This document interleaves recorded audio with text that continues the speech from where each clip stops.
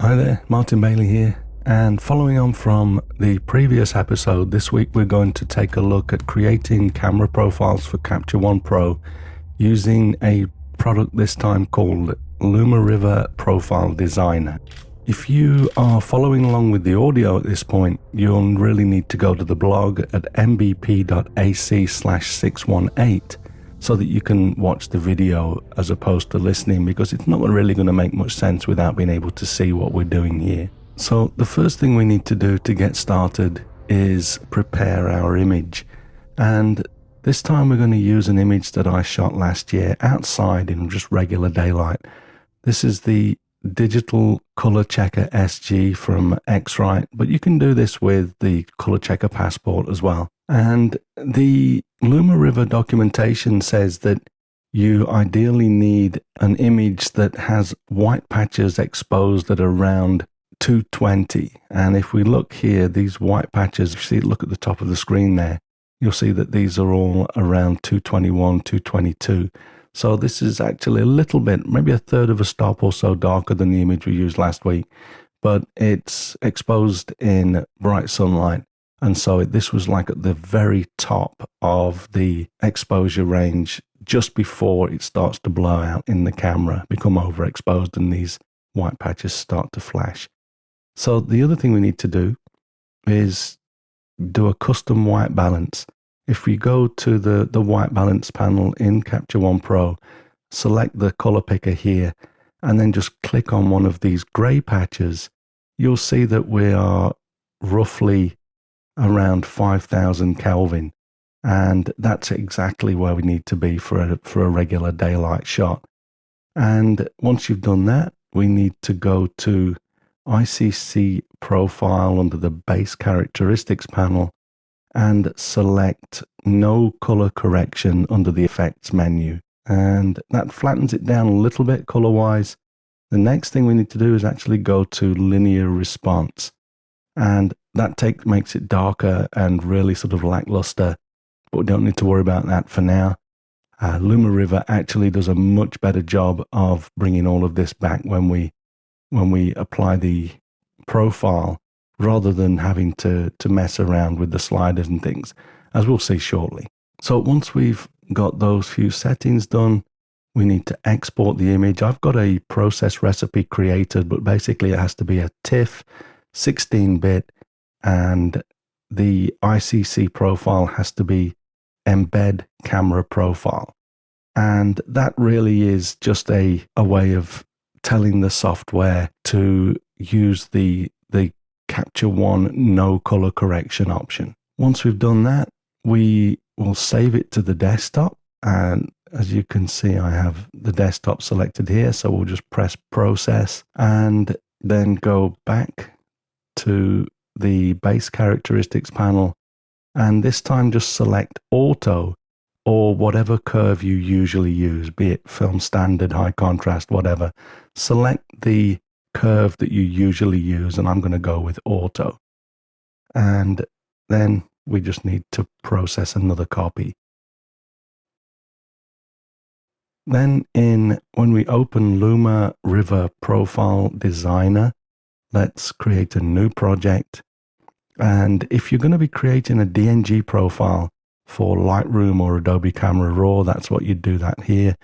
But the objective today is to create a profile for Capture One Pro. So I'm going to use the second option to create an ICC profile. Then under the Target tab on the right, we need to load the image. And here we'll see an image that has the original file name. That's the first one that we exported with the linear curve, and the one with the auto curve, it's just had a 1 appended so that it doesn't overwrite the original.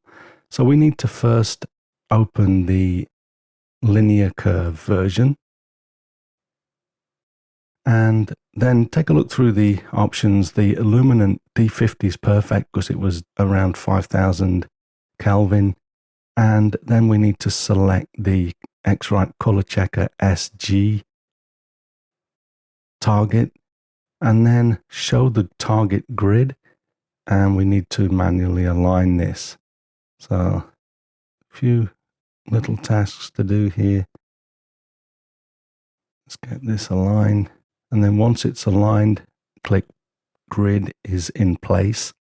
And then let's take a look at the optimization tab, the next tab down. On this screen for now, we're going to leave all of these options as the default. And we'll come back to this one in a moment. Under the tone curve tab, we're going to take a look at these options. The first input curve, we're going to leave that at auto for now, and then select load base curve. And in there, we need to go and select the image that we created with the auto curve and open that. And then below here, this is really important. If we leave this replace base curve at replace, then the image never brightens up again. It just stays like this. We'll look at this in a moment, but we have to select add to base curve for this option. And then we're going to select custom for the curve and load a custom curve.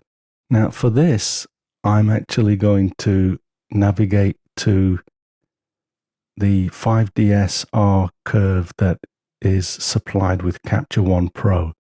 And to do that, because we can't get into it from here, I'm going to open let's just go and get a new Finder window. And I'm going to go to Applications and then right-click Capture One and say select Show Package Contents. Then under there, it's Contents, Framework, App Core Framework, Resources, and then Profiles and Input. And in there, we can see the Canon EOS 5DSR generic profile. While we're here, let's select and copy everything up to the hyphen onto the clipboard. I'll show you why we use that in a moment. And then we can just take this and drag it to this window, and that way we'll be able to get into the Capture One application, to the folder, and select that profile. And then click open, and that will be selected for us. Now, the next thing I want to do is go to the look panel, and we're going to leave the tone reproduction operator at neutral and change the variant to neutral as well. I've tried these and they're nice. If you do a lot of model shoots, maybe the skin and sky would work. For me, I'm just going to go with neutral. And another relatively important option here is the gamut compression. Now, you would think that this doesn't really happen, but the profiles that are included in Capture One Pro are, as far as I can tell, compressing the colors down so that they fit inside a smaller color space.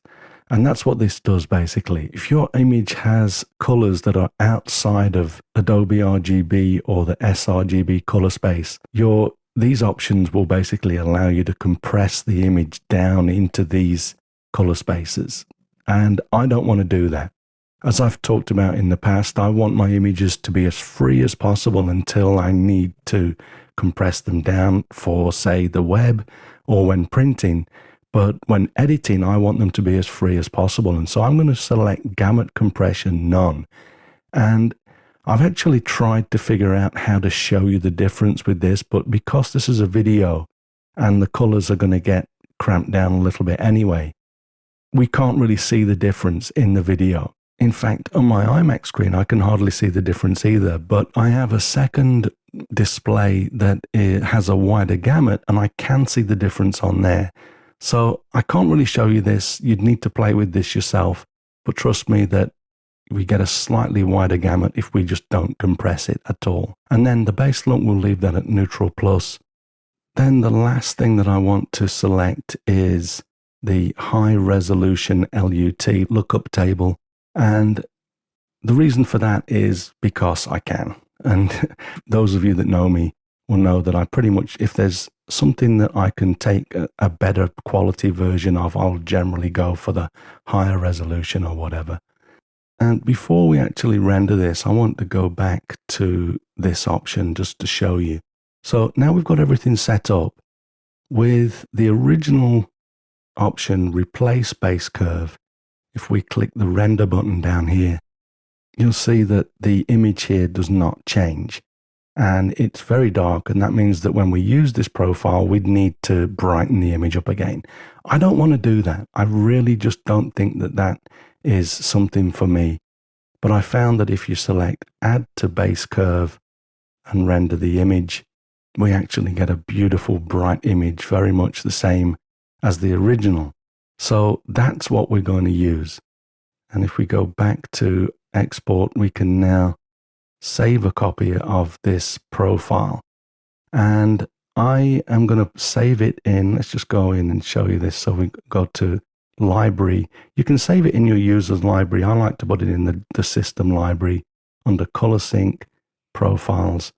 And then up here, we are going to paste that name that we copied to the clipboard earlier, the Canon EOS 5DSR, because if we append this, Capture One Pro will automatically list it alongside the other 5DSR profiles. And I'm just going to call this MVP generic. I'm just adding MVP to the word generic, which is what Capture One Pro uses, so that I can recognize this. And then we're going to hit save. The other thing that we're going to do is go to the optimization tab again. And I believe that this is only available in the reproduction version of Lumariver Profile Designer, but we're going to also export a 3D lookup table as well. And just so that we can show you this, so let's go down to the ICC. If you don't render this before you click the Export ICC Profile button, it just renders it for you anyway. And then we'll paste this, and I'm going to call this one MVP Generic 3D, just so that I can see in the list which is which. And that's it. We're pretty much done in Lumariver Profile Designer. Before you close that though, it's a good idea to just save a project. I've saved some of these projects already, so I'm not going to do this. Just give it a name, and then you can get back to your settings and tweak them and make various copies. So we are done in here for now though. If you have Capture One open, you will need to just quit that so that we can reload the profiles. And here we are back at the Digital Color Checker SD chart. And let's go to a screen that I have the base characteristics on again. And you can see now that underneath this menu, we have a couple of different options, including not only the original 5DSR generic profile that comes with Capture One Pro, but we also now have my new MVP generic and the 3D lookup table version. And if we look at this, again, this is one of those things that I'm not sure how much you're going to be able to see in the video, but as I flick over here from the generic to the MVP generic, I hope that you can see that a lot of these color patches really pop out. And what's more important is the rest of the image doesn't really change. And this is what's going to make this a viable solution for me. I didn't want to be exporting TIFFs and things, but it's worth it to me just to see these colors pop in. And this is really something that I'm happy to see. So we're going to open up a new catalog with this year's photographs in it so that I can take a look at a few examples. And so here's one of an eagle, a stellar sea eagle doing some acrobatics. And if we change to the MVP generic profile, we'll notice a few things. The first thing is, this is the non-3D lookup table version, and you should be able to see, let's just hit the H key to get the hand and just make it so that we can see this a little bit better. But you'll be able to see straight away that the yellows in the talons are much yellower, and they're a little bit brighter as well, and the beak. So that's one thing. But if we go to the 3D version, you'll see that this time the color of the sky changes. And that sky seems a little bit more natural to me. So we're seeing changes that were really not available before. And whether this is enough of a difference to make this product worth your while is totally up to you. But let's take a look at a few of the differences. So here's a snow monkey bathing in the hot spring. And again, this is the generic. As we go to my new MVP generic, there's a slight difference. It looks a little bit more natural. And again, if we keep going down to the 3D lookup table, we can see that the face is slightly redder. And to me, this looks a little bit more natural. I'm going to create a clone variant and actually apply the 3D lookup table to this so that we can flick back and forth. Here we see the original, and here is the new 3D lookup table version with the Lumariver profile assigned. This to me looks much more natural. The red in the color of the face of the monkeys is often something that we lose slightly in the images. They've got these beautiful red faces, and I think that the new profile here shows us that. I'm also seeing, I'm pretty sure that the hair to me as well looks a little bit more alive. It's really just, there's something about it that makes me feel as though I'm looking at the snow monkey more in the new profile version. So to me, this is something that I'm very happy about. Here's another image that we can see a bit of difference in. So the sulfur stained fumaroles here are going to pop for us a little bit. So again, as you see here, this is going to the generic. And in this image, the 3D LUT doesn't make a lot of difference, but there's quite a significant difference between the generic profile and the new Lumariver profile. So let's just go in a little bit more here so that you can really see this. So that's the difference. And that to me is quite significant. It's probably enough that I would not have to worry about messing around with the saturation of the colors as I sometimes do. There are images that I'll often say I'll take a color picker on the Stellar Seagull's beaks, and then I'll just increase the saturation a little bit. And I often do that just to really accentuate the colors and the areas that I want to really see. But there's no need to do that if you use this profile. Maybe there will be times still, but it's not going to be as often as it has been. Another image that I wanted to look at is this fox, northern red fox from Hokkaido. And again, we'll just go in and flick between the generic Capture One Pro profile and the new one.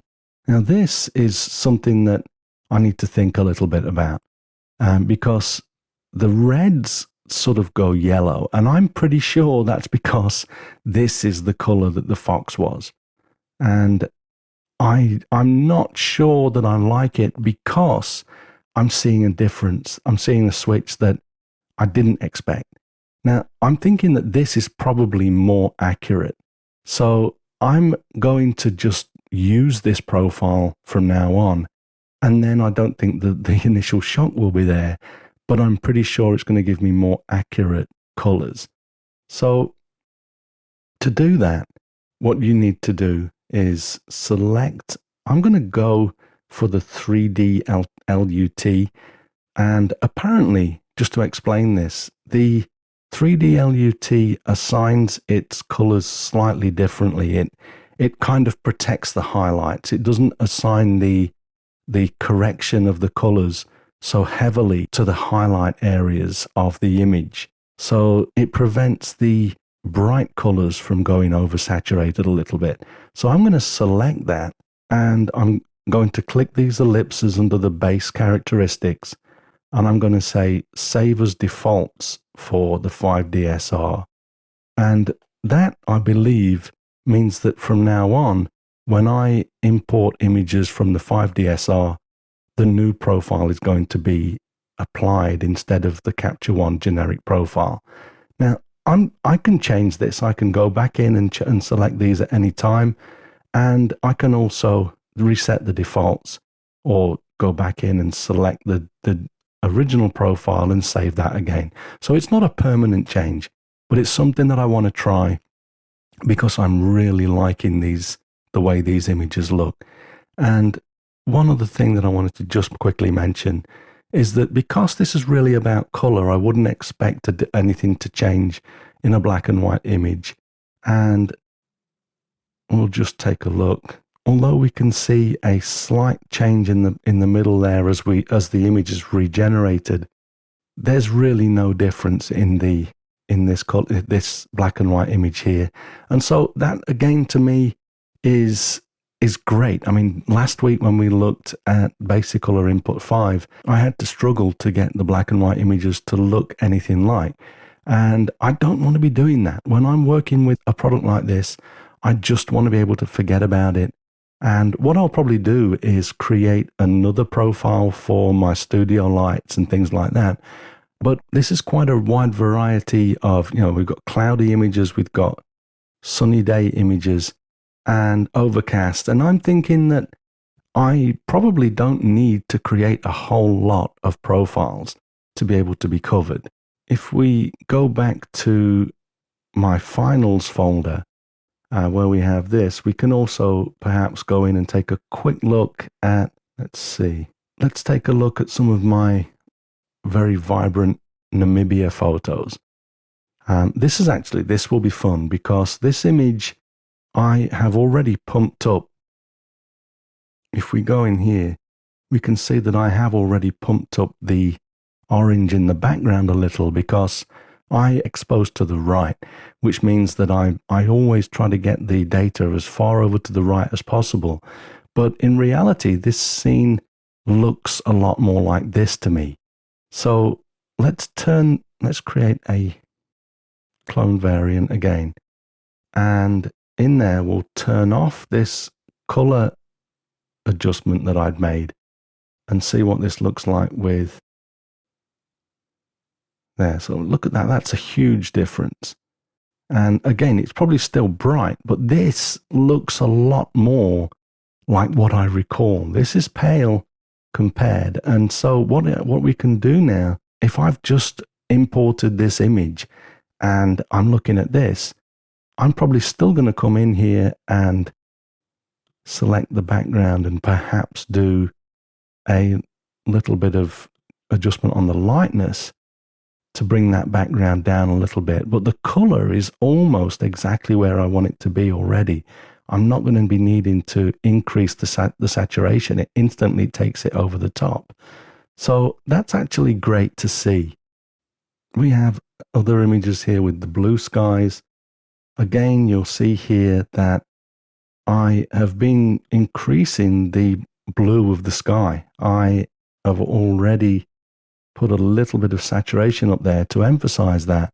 So again, let's do a clone and turn that off, and we'll turn off the orange of the dunes as well.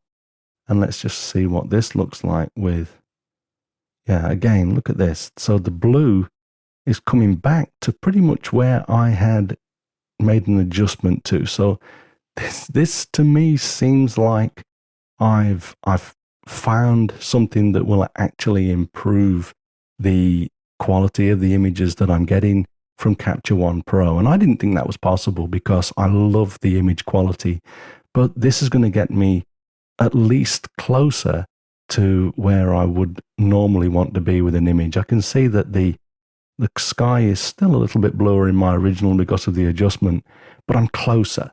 And that to me is going to save me a little bit of time on a lot of images. And that's always a good thing. So let's take a look at the all-important price question. And if we go to lumariver.com and scroll down to the bottom, we can see that they have these 3 editions that I was talking about. The basic edition is 30 euros. The Pro edition which is what a photographer needs, is 100 euros. And the Repro edition is 200 euros. Even if you go for the photographer's edition, you're saving 400 euros over the previous solution that we looked at. And yes, the product requires a little bit more work, but it's usable in the scenario that I want to work with. So I think I've found my solution. I didn't want to make this a comparison, but the actual results to me are so much more in favor of Lumariver. So this is what I'm going to be using from now on, probably applying that profile to all of my images by default. And I'll let you know, like I say, I'll probably make a studio light version. I might do one for overcast days, but I really don't think it's necessary. The difference from what I've seen so far is small. And so I'm not going to be doing a whole library of these things unless I really feel it's useful. But I'll update you on that if that is the case. So once again, you can find all of these links to this stuff on the blog at mbp.ac/617. And I'll put some process notes there, as well as the video if you weren't watching the video. But thanks very much for listening today. If you enjoy this podcast, please share a link with your friends. Subscribe in iTunes or your favorite podcast program to ensure uninterrupted delivery. If you have a moment to rate the podcast or leave us a review in iTunes, that helps to keep us relevant in the huge number of podcasts out there now. You can find me on Instagram, Facebook, Twitter, and Google+, etc. And links to everything that I'm up to are at martinbaileyphotography.com. So do drop by and take a look. I'll be back next week with another episode, but in the meantime, you take care and have a great week, whatever you're doing. Bye-bye.